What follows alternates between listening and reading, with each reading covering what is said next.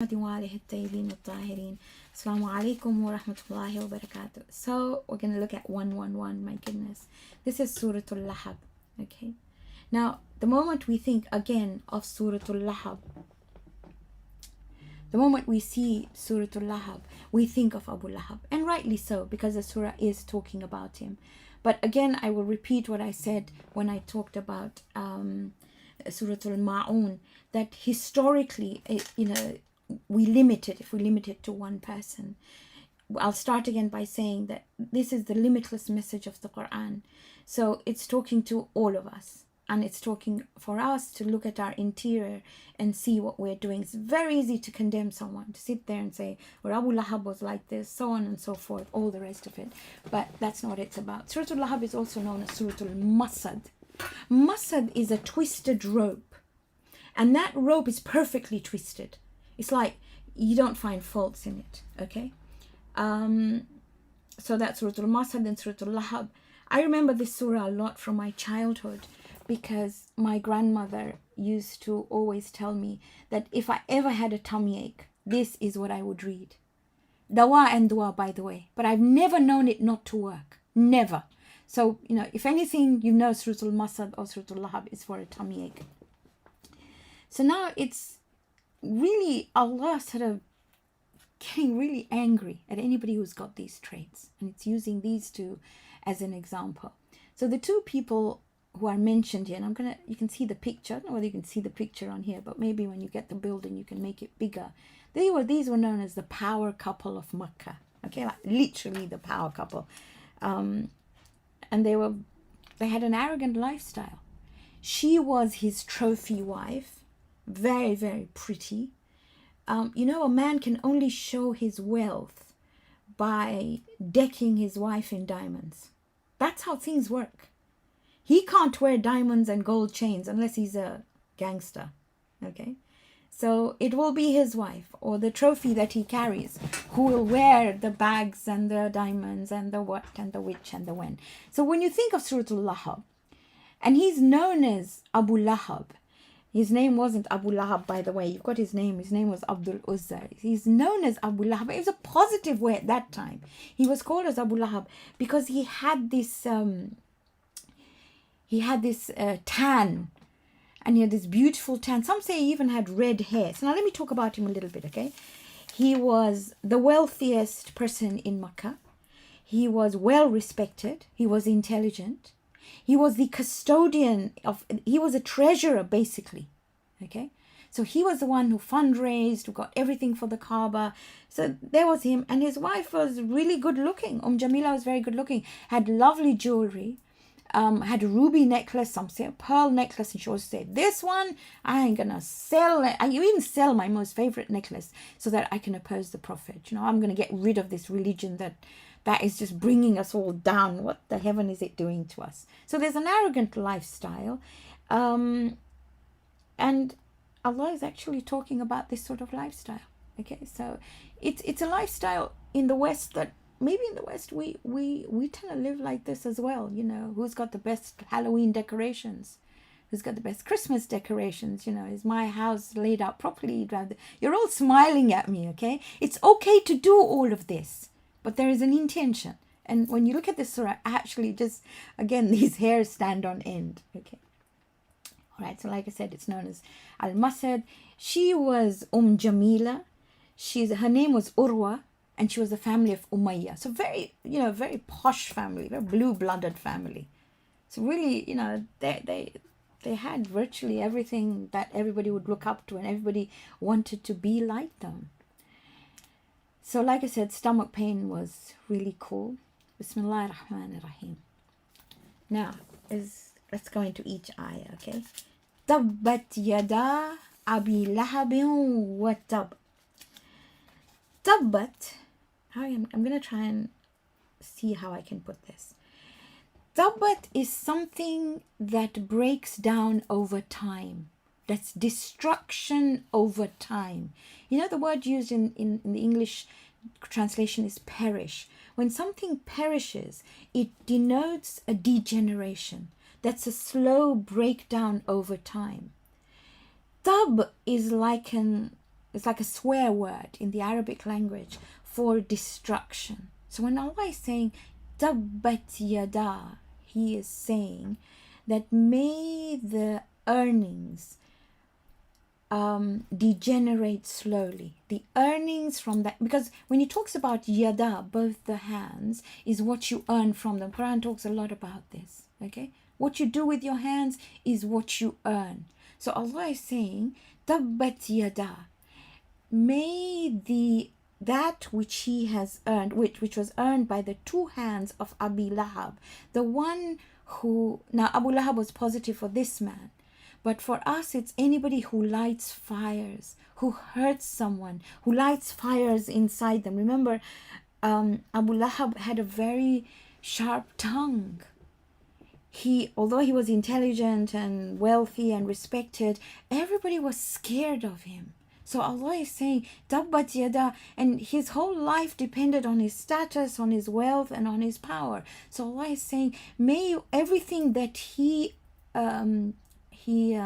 strived for go, and what tab. So now tab is like it's gonna fall apart. May it also fall apart. So there's an extra bit over there. Fire, remember Lahab. Lahab is not literally fire. Fire is nar.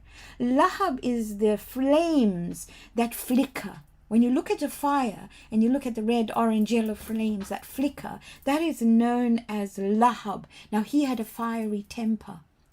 So Allah is now, maybe I can put it here, that everything that you earn by being assertive with your wealth, your status, and your power, which causes fires in others, may it degenerate. It'll just go slowly. It'll perish away. It'll go slowly.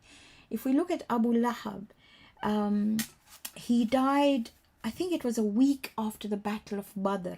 Now the Battle of Badr was his whole everything. His wealth, his status, everything. And that must have really got at him. But he died, there are many stories, many ahadith, but one says he died of an infection of the stomach, a plague, tab. So Allah is saying not only what he earned, but also his physical self, may it perish. Look at the anger divinity has over this sort of individual. Okay. Now what does Allah say? Ma aghna anhu maluhu wa ma kasab.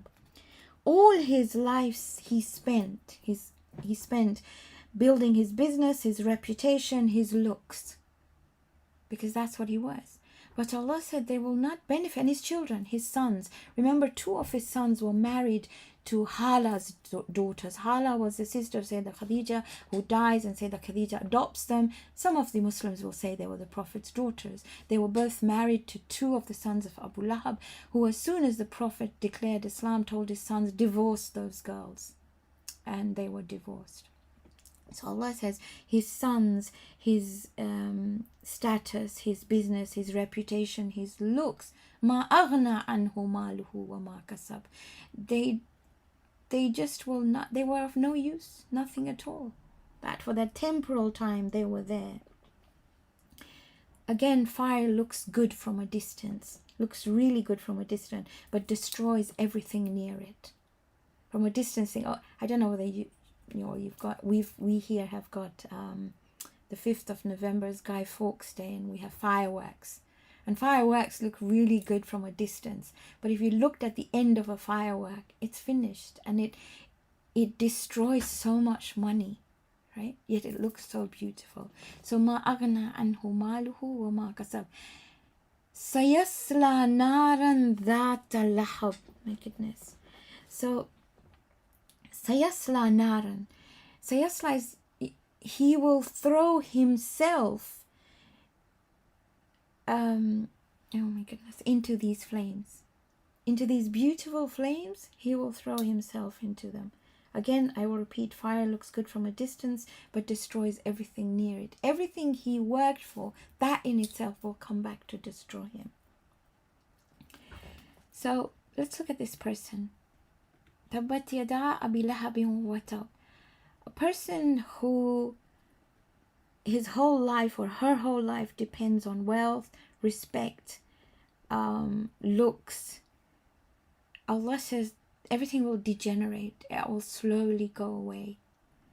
Whatever he earned, whatever he did with his two hands, including his wealth, will not benefit him. Sayasla naran dhata lahab. He will be thrown into the fire of flames which he created himself. وَامْرَأَتُهُ, and his woman. حَمَّالَةَ الْحَطَبِ. The verb fa'al, that pattern, tells you an identity. So the identity of his woman was she حَمَّالَةَ الْحَطَبِ. She carried firewood. And I'm going to look at it in two ways, okay? So she fueled his fire. She was the one who showed off his wealth. She was extremely good with words. She was a poet. So she carried the gossip and the slander that would light the fire he caused. She assisted his fire to burn. So وَامْرَأَتُهُ حَمَّالَةَ الْحَطَبِ. Historically, those who carried firewood were known as the lower class of the Arab society. She was known as the upper class. But Allah is telling that's what He's relating her to. And maybe I can just take a little bit into understanding a practical methodology. As a child, I came from a pretty affluent family. But my father would not let us wear nice clothes at the mosque for wiladats, because he would say these clothes, we'd get a new outfit every time there was a wiladat or Eid, but we would wear those at home, because he would say if you wear them at the mosque and somebody saw you with those, they would not feel right about it. This وَامْرَأَتُ حَمَّالَةَ الْحَطَبِ brings the same thing, because she was the one who fueled this, who showed it. Now, many of us may see people who may be, billionaires, but they don't strut their stuff. The Prophet, when he used to talk to children, and fathers used to play with them in the streets, and when fathers came to pick them up, I know it's sidelining a bit, but it's the same thing. He would say, please don't pick up your children in front of the orphans. Let me take the orphans home and then come and pick up your children. So this وَامْرَأَتُ حَمَّالَةَ الْحَطَبِ, she helped fuel his lighting of fires, or his way of living. And then Allah says, فِي جِيدِهَا حَبْلٌ مِّن مَّسَدٍ. Jeed in the Arabic language is a decorated neck. So when you wear necklaces and you wear lots of things, decorate your neck, that's a jeed, right? There's a hadith which says the necklace, death to Banu Adam, to the son of Adam, is like the necklace on a bride's neck, because you're going back to your Rabb, right? That's how it should be. That's how you should lead your life. So fi jidiha, on her decorated neck, hablum mim masad. Now, maybe in the Quran, you and I have all read in Sura Al-Qaf, if I'm not mistaken, when Allah says, I am closer to you than your jugular vein. نَحْنُ أَقْرَبُ إِلَيْكَ مِنْ حَبْلِ الْوَرِيدِ. It's the same. Can you see the habl? It's the same word, right? So habl is a rope. The jugular vein is like a rope. And I told you habl is perfectly twisted. Now Allah says here, now there are lots of things we can look at. Maybe it's the jugular vein, because fi means in her neck. That vein will be twisted, so she won't be able to use those words that she used, those harsh words that she used against the Prophet. It may mean the necklace she wore that she said she would sell to be able to destroy the Prophet. Maybe that's what it means. But I choose to believe that when he says fi jidiha, in her neck, is those words. And when something is twisted, it chokes you. So you will choke on the words that you said yourself. Her guilt or her crime was her words. So Allah is saying, we will take those words away when they hurt someone so much. They used to hurt the Prophet a lot. So let's go back into this. This is just a narrative. they use it an example of people who think they're independent of God. So we'll go back to this personality and we look at ourselves. Do we think we're independent of divinity because we have wealth, power, looks? And it's an arrogance and a tongue that is as hot and as sharp as flames. And they used all this to torment the prophet. But in essence, they destroyed themselves in the process. And it actually tells you and me that if I start a fire to harass somebody else, I will find myself in that same fire, and neither my looks or my status, my wealth or my power or whatever will be able to assist me. Not an easy surah to stomach, but easy to maybe look at it. So here we go. You can see our beautiful power couple. Okay. So the moment we think Lahab, we just got to think within ourselves and think, is there anything inside me that is status, that is wealth, that is respected? Maybe where I live, in the country I live in, we have different areas. And when somebody lives in a council house, for example, or in an area that is not a posh area, we tend to think, really? But is that how I think? And if that's how I think, I will be reduced to that. Grave sizes are exactly the same for everyone, by the way. And it's the same thing. Kafan is exactly the same. It's no different at all. So lots to think about. Inshallah, we will go to the other surah.